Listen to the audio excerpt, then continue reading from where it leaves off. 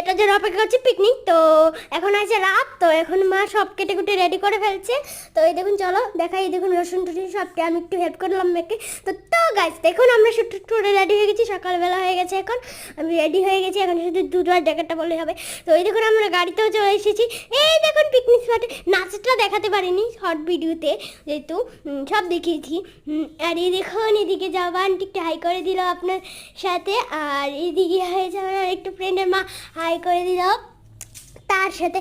এই দেখুন আরেকজন চশমা পরে মডেলিং দেখাচ্ছে, আমি একটু হাই করে দিলাম। পিছনে আমার আঙ্কেল এসছে পুরো নায়কের মতো, হিরোইনের মতো।